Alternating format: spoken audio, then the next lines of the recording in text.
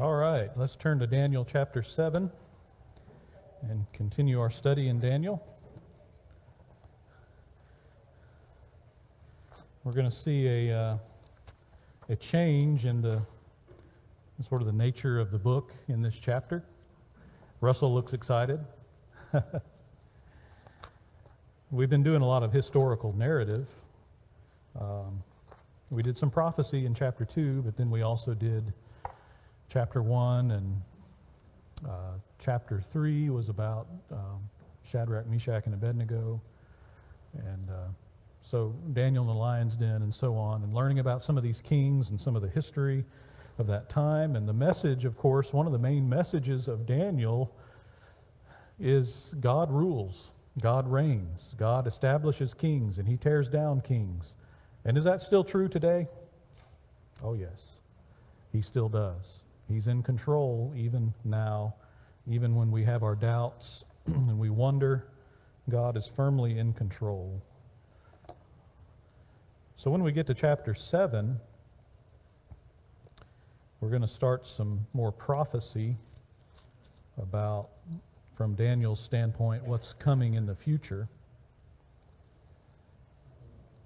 And so let's begin in chapter 7, verse 1. In the first year of Belshazzar, king of Babylon, Daniel saw a dream and visions in his mind as he lay on his bed. And he wrote the dream down and related the following summary of it. So we're kind of stepping back in time a little bit from where we left off. We're in the first year of Belshazzar, who we talked a lot about in previous chapters. So verse 2, Daniel said, I was looking in my vision by night, and behold, the four winds of heaven were stirring up the great sea. And four great beasts were coming up from the sea, different from one another. The first was like a lion and had the wings of an eagle. I kept looking until its wings were plucked, and it was lifted up from the ground and made to stand on 2 feet like a man. A human mind also was given to it. And behold, another beast, a second one, resembling a bear. And it was raised up on one side, and 3 ribs were in its mouth between its teeth. And thus they said to it, Arise, devour much meat. Verse 6, After this I kept looking, and behold, another one, like a leopard, which had on its back 4 wings of a bird. The beast also had 4 heads, and dominion was given to it. After this I kept looking in the night visions, and behold, a 4th beast, dreadful and terrifying, and extremely strong. And it had large iron teeth. It devoured and crushed and trampled down the remainder with its feet. And it was different from all the beasts that were before it, and it had 10 horns. While I was contemplating the horns, behold, another horn, a little one, came up among them, and 3 of the first horns were pulled out by the roots before it, and behold, this horn possessed eyes like the eyes of a man, and a mouth uttering great boasts. One thing to realize as we'll see this a lot in Daniel, we're dealing with apocalyptic kind of language. It's picture language. And we're not to take everything literally in this kind of language. Of course, the leopard with 4 heads and so on and so forth, this is an image, it's a picture that God is giving us to try to show us something. And so we have here, kind of recap the dream for me. What did he see in this vision, Daniel? What did he see?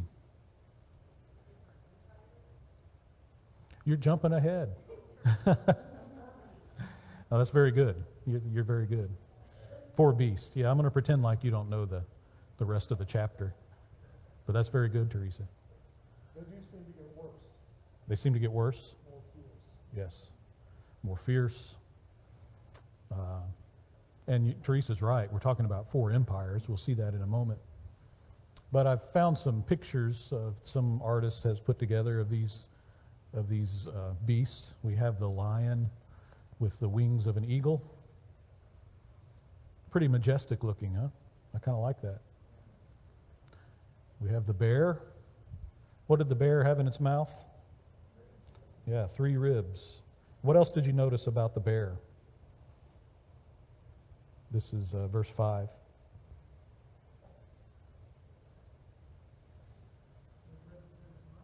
Ribs in its mouth, yep.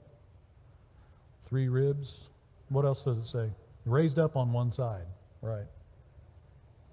So just hold on to all that. What's the next animal? The leopard. What's distinct about the leopard?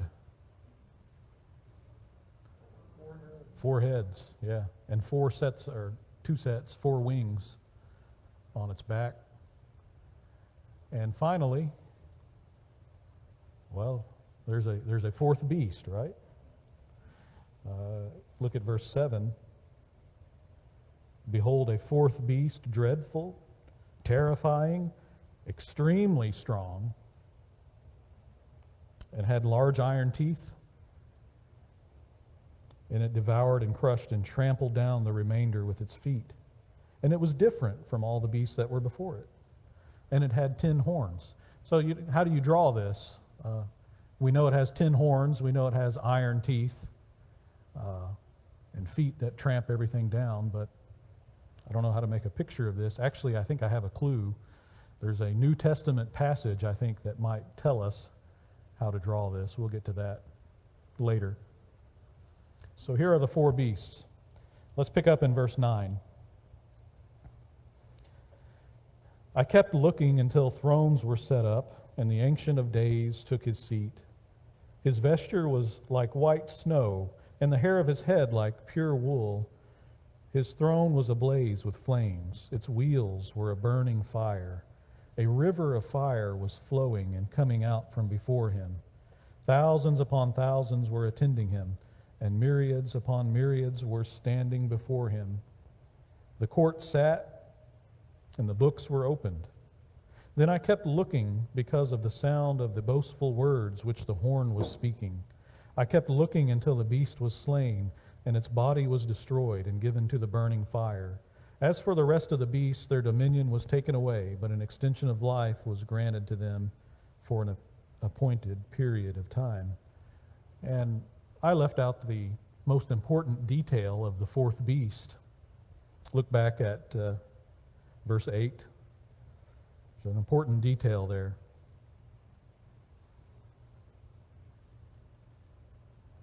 Ten horns, and then what happens? Say again? 3 were uprooted by an 11th horn, right? There was another small horn. It says another horn, a little one, coming up among them, among the 10, and it uproots 3 of the horns. So you look at that and you think, what in the world does that mean? If you had that dream, would you have any idea what that meant? I sure wouldn't. But thankfully, the Lord is going to fill in some of these details as we go along, and we're going to be able to discern a lot about this. So let's talk about verse 9. Who is the Ancient of Days? That's God, yes. And isn't it amazing we have here a description of God as he's seen in this vision anyway? What does he look like?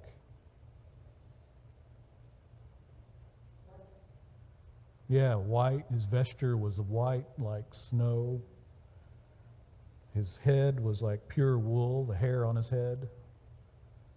And I love at the end of 9, his throne was ablaze with flames. We talked a little bit about that on Sunday, that God is light and he dwells in this unapproachable light. And here his throne is ablaze with flames, and apparently the throne has wheels at the end of verse 9. Its wheels were a burning fire. And what was coming out from the throne in verse 10? A river of fire. was flowing and coming out from before him. Thousands upon thousands were attending him. Myriads upon myriads were standing before him. And then we see what at the end of 10? Yes, court sat, the books were opened. Does this sound familiar to you? You see similar language somewhere in the scriptures? Yeah, it sounds like Revelation 20, right? Very similar. In verse 11, then I kept looking because of the sound of the boastful words which the little horn was speaking. So the little horn is arrogant, he's boastful, he's speaking these words. I kept looking until the beast was slain, talking about the fourth beast, and its body was destroyed and given to the burning fire. And as for the rest of the beasts, their dominion was taken away, but an extension of life was granted to them for an appointed period of time. Well, so you're still wondering, what does this mean? What could this be? Let's keep going. Verse 13. I kept looking in the night visions, and behold, with the clouds of heaven, one like a son of man was coming. And he came up to the Ancient of Days and was presented before him. Who is this one like a son of man? Does that phrase ring a bell to you? It's Jesus, the Son of Man. As we discussed in the Gospel of John, he calls himself the Son of Man. And, people will say that's to stress his humanity. Perhaps there's some truth to that, but what he's talking about is right here in Daniel 7. It's really his divinity that's being stressed when you look at this, because the Son of Man was coming. One like a son of man was coming, and he came up to the Ancient of Days. He comes up to God and was presented before him. Look at verse 14. And to him was given dominion, glory, and a kingdom, that all the peoples, nations, and men of every language might serve him. His dominion is an everlasting dominion which will not pass away, and his kingdom is one which will not be destroyed. Does this sound familiar to you from what we've seen in Daniel already? What does it make you think about? Well, first let's talk about these verses. What do we see with the Son of Man? He comes up to the Ancient of Days. What was given to him in verse 14? Yeah, power, dominion, right? Glory, and a kingdom was given to him. And how does he describe the kingdom? It'll never be destroyed, right? Will not pass away. All the peoples of the earth, all the nations, every language will be part of this kingdom. So now, what does that remind you of that we've already seen in Daniel? The everlasting kingdom. Going back a few weeks here. Daniel 2. Yeah, Daniel 2. Daniel chapter 2. Remember the statue, the dream that Nebuchadnezzar had about the statue? And there were 4 segments to the statue. And then what comes in? Giant stone comes in and demolishes and tears apart, crushes the statue. And what was said about the stone? This is the kingdom. This is the everlasting kingdom that will never be destroyed. And it happens in the days of those kings, of that 4th segment, the part of iron, right? Let me go back, and I may regret this. I may have to go back a long way. But let me show you the statue. There we go. And we said that the 4 different parts were the kingdoms of Babylon, the Medes and the Persians, the Greeks, and the Romans. And it was in the time of the Romans that this everlasting kingdom comes into effect. And we talked about that quite a lot, so I won't rehash it all. Well, what do we see here in this chapter, in chapter 7? Again, we have 4 beasts, where in chapter 2 we had 4 different parts of the statue that represented kingdoms. here we have, yeah, I do regret this. We're getting there. I could bail out and go up there and fix it, but it's a nice review, right? A high-speed review. Okay, here we go. There we go. Okay. So we have these four creatures. We had in chapter 2 the four segments of the statue. So we're starting to see a lot of similarities, right? Chapter 2, we had the stone that represented the everlasting kingdom of God. And here in chapter 7, we have the Son of Man being handed a kingdom that will never be destroyed. A lot of similarities. Questions or comments so far? I know I haven't really answered anything yet, but we're getting there, hopefully. So, look at verse 15.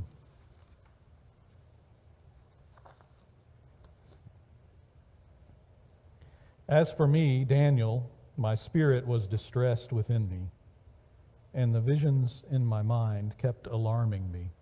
Did you ever think it might be fun to be a prophet? Like to know what's coming in the future, to have that revealed to you? Daniel, you see him in a lot of cases, he's just pale and trembling and very troubled from the things that he sees. Here he is distressed, he is alarmed. Look at verse 16. I approached one of those who were standing by and began asking him the exact meaning of all this. So he told me and made known to me the interpretation of these things. Now listen to 17, this is critical. These great beasts, which are 4 in number, are 4 kings who will arise from the earth. 4 kings, which represent 4 kingdoms that will arise. But the saints of the highest one will receive the kingdom and possess the kingdom forever, for all ages to come. Then I desired to know the exact meaning of the 4th beast, which was different from all the others, and exceedingly dreadful, with its teeth of iron and its claws of bronze, and which devoured, crushed, and trampled down the remainder with its feet. So we see in verse 17, as Teresa said, we're talking about kingdoms. Kings who represent kingdoms. So there will be 4 kingdoms. Any guesses as to what those 4 kingdoms might be, based on chapter 2? It's Babylon, the Medes and Persians, the Greeks, and the Romans. Well, let's back up then. Let's back up to verse 4, where it describes the beast, and see if this makes sense to us. The first was like a lion and had the wings of an eagle. You know, in history, we know that Babylon, they had statues of lions with wings on them, guarding their royal palaces and such. It's a very well-known thing. What do you think is being communicated by the fact that it's a lion with eagle's wings? What does the lion part signify to you? Strength. Yeah, very strong. And was Nebuchadnezzar very powerful and strong? Was Babylon very strong? Yes. And what about the wings? This is, some speculation here, but what do the wings make you think of?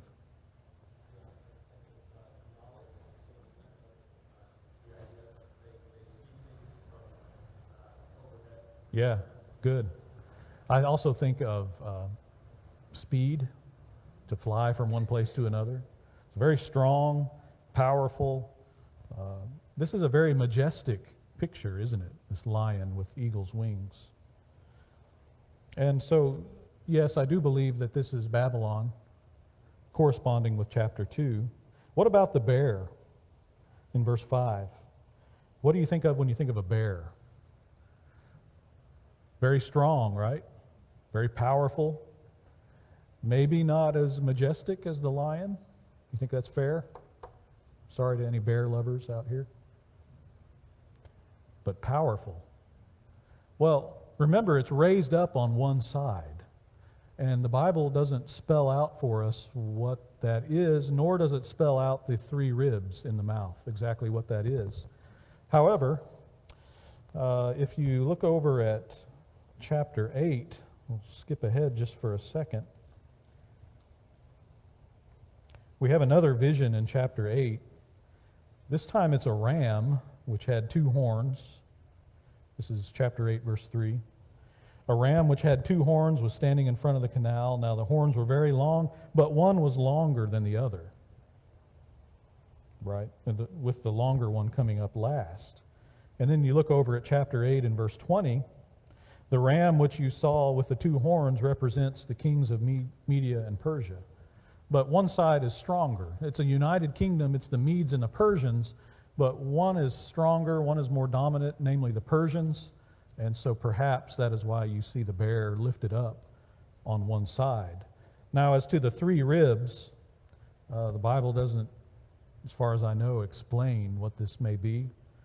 But some commentators think, well, this is representing the fact that the Medes and Persians sort of enveloped Babylon. So you had three, Babylon, the Medes, and the Persians, sort of all as one kingdom. And there are a lot of other theories out there about that. Now, I do believe then that the bear is the Medes and Persians. What about the leopard? Greece. Why the four heads? Does that mean anything to you? Divided into four kingdoms after the death of Alexander the Great. That's right. When Alexander the Great died, history tells us that Greece was divided into four kingdoms. That's probably the meaning of the four heads. I think we can be pretty confident about that. Why the four wings? Not just two wings, but four. I think this animal was very fast. And what do we know about the Greeks? They conquered very fast, very quickly. They came in and took over. It was lightning fast. And so a lot of this really does correspond well to what we know from history. And finally, the fourth kingdom. Who are we talking? Rome. Fourth kingdom is Rome. And so was Rome extremely powerful? Oh yeah, Rome was not like any of these other kingdoms. It was different. It had these teeth of iron. It just trampled down and stomped on everything. And that's how the Romans were. They were very powerful. They were known, unlike the Greeks, Rome was known to just devour and crush their enemies. You see it in, for example, in the AD 70 affair where the temple in Jerusalem was destroyed and not one stone was left upon another, as Jesus says. I mean, once the Jews started, they felt like they were causing them trouble. They came in and just crushed and destroyed. And the Romans were killing machines. They killed and they enslaved, and they didn't put up with anything. Like we saw in the Gospel of John. Well, if this gets out about this Jesus, there's going to be a riot start, and so on. They're very worried about that kind of thing because the Romans were ruthless. So, let's pause there. Any questions or comments? Kind of making sense? Beth?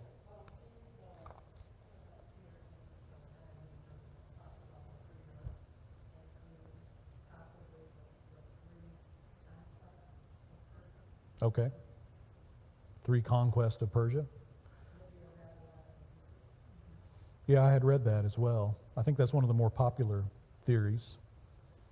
And as I read, there are a lot of theories about this, but that makes sense in my mind. Daniel really wants to know specifically about this fourth beast. If you look in verse 20,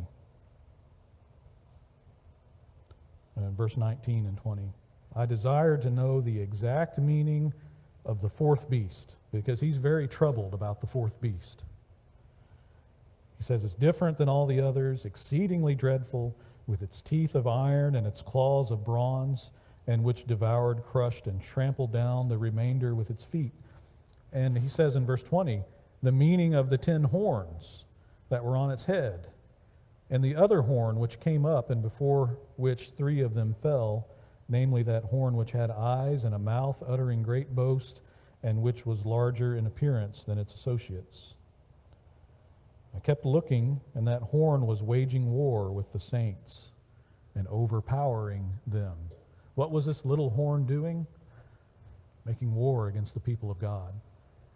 When would this have happened, knowing that this is the Roman Empire? It's in the time of the Romans. So can we look back in history and line things up and kind of determine who was this little horn that came up and uprooted 3 of the other horns? Who was this little horn that persecuted the saints of God? Well, let's keep reading. He's going to be told what the 10 horns represent. He kept persecuting the saints in 21. Then look at verse 22. Until the Ancient of Days came, and judgment was passed in favor of the saints of the Highest One. And the time arrived when the saints took possession of the kingdom. Thus he said, the 4th beast, listen to this, the 4th beast will be a 4th kingdom on the earth, which will be different from all the other kingdoms, and will devour the whole earth, and tread it down, and crush it. As for the 10 horns, here we go, 24. As for the 10 horns, out of this kingdom 10 kings will arise, and another will arise after them, and he will be different from the previous ones, and will subdue 3 kings. So just looking at the verses, what are the 10 horns? Kings. So we need to be looking for kings in the Roman Empire. What do we learn about the little horn here? He will subdue 3 kings. So can we correspond, is there anything corresponding to this in history?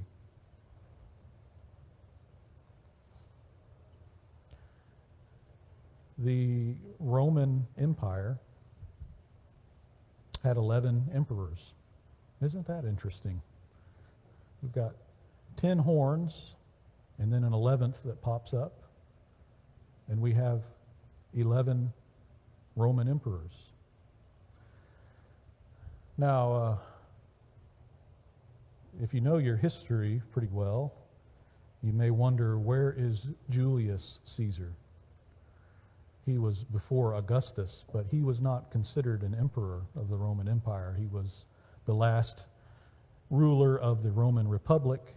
He was not considered an emperor. So we have 11 kings here, corresponding to the time of the Roman Empire. Now you notice that I have 3 of them with an asterisk. That's because, well, there's a couple of reasons, but one of the reasons is they didn't last very long, these 3. Each of them reigned for a matter of a few months, because there was a lot of civil war. Some were executed, some committed suicide. They didn't last long at all.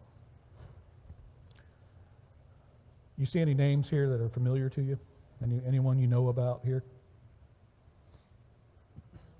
Nero. What do you know about Nero? Right. That's right. He lit them up, Christians. He used them as lanterns. He persecuted them. He fed them to the lions. It was probably Nero that executed Paul and Peter, the apostles. And he was really the first one to persecute Christians. Now, there were local persecutions on a local scale, but Nero, as an emperor, there was a widespread persecution of Christians. Anyone else you recognize?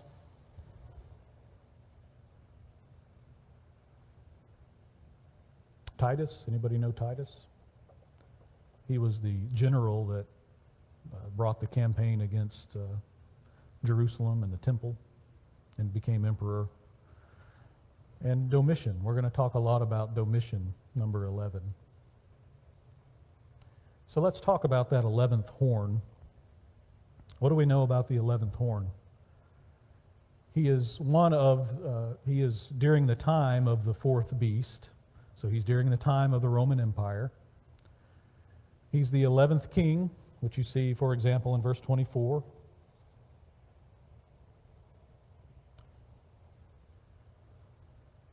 He's a braggart. He's speaking things against God. His little mouth on the horn is just running and running. He's a braggart. What else do we know about the little horn?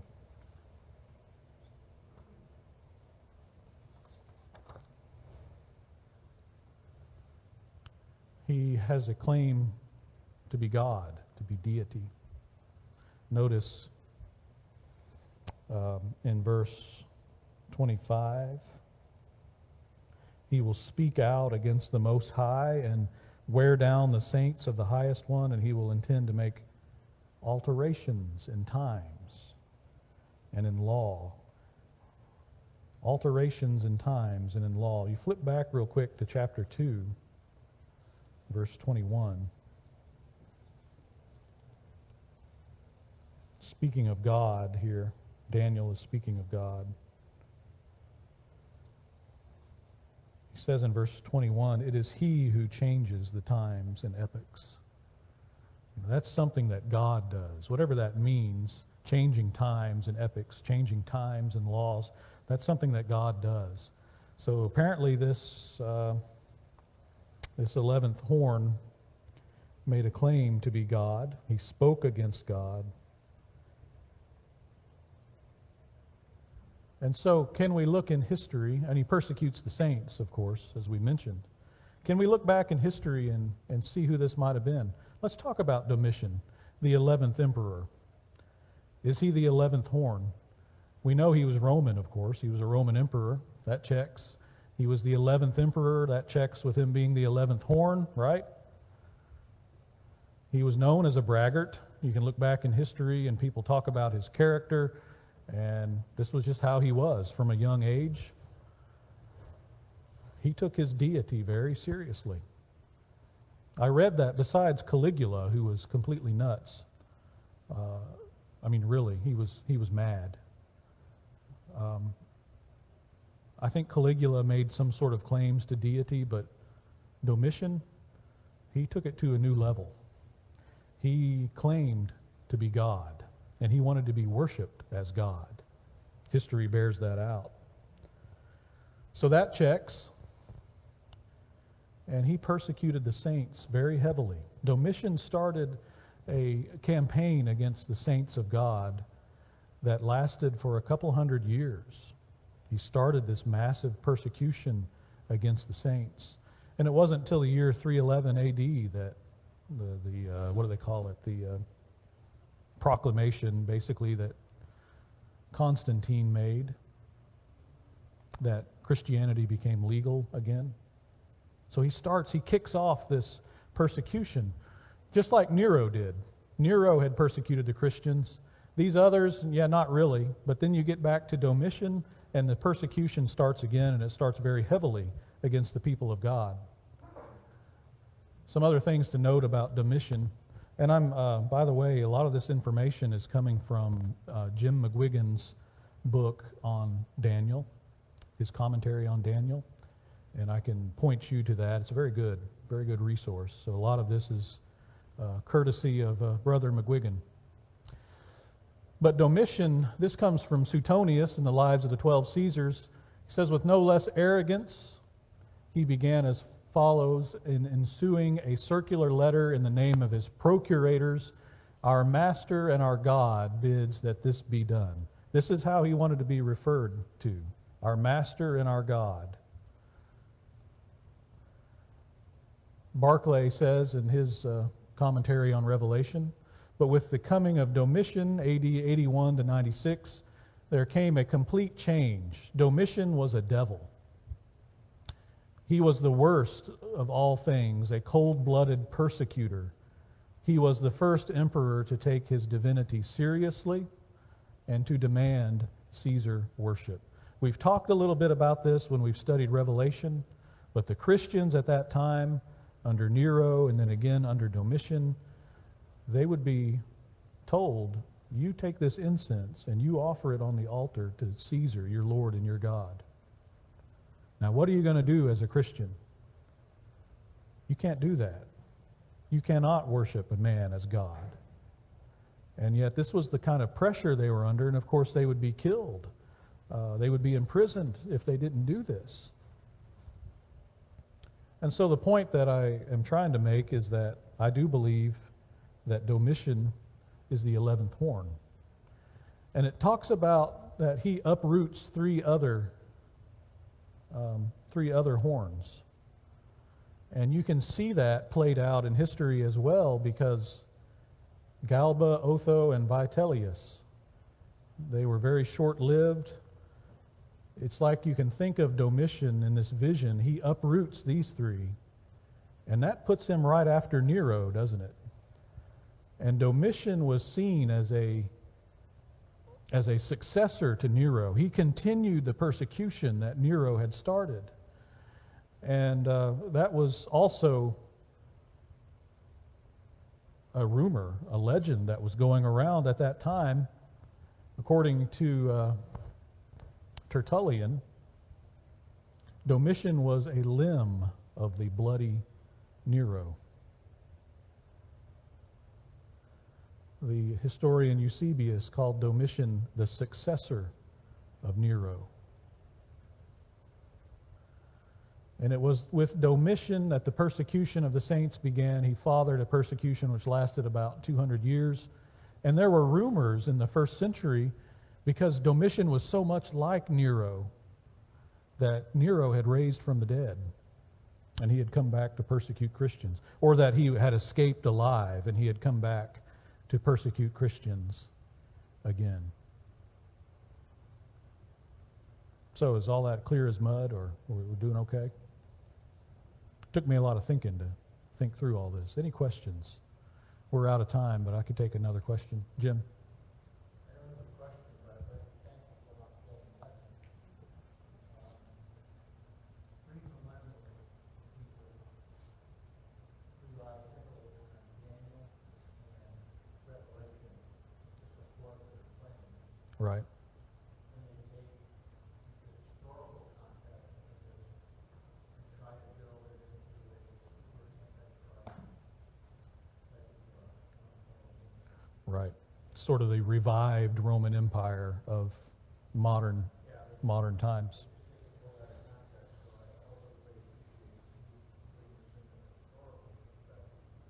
I think it fits very well, doesn't it, into the history. It fits very nicely. I want you to take a look at Revelation chapter 13 and Revelation chapter 17 when you have time, because it's very similar to what we see here in Daniel. And kind of think about, how do these things go together, or do they go together? What we see in Daniel 7 and what we see in Revelation 13 and 17.